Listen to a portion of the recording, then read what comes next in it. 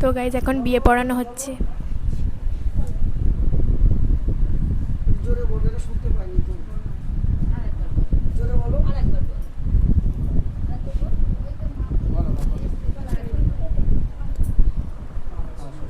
জীবনতলা থানা অন্তর্গত ঈশ্বরীপুর নিবাসী মোহাম্মদ আশরাফুল পুত্র মোহাম্মদ আজহারুদ্দিন বহিদ্দকে 10,001 টাকা মোহরানা পরিবর্ত তোমাকে তো গাইজ দেখো এখন বিয়ে পড়ানো হচ্ছে ওইদিকে।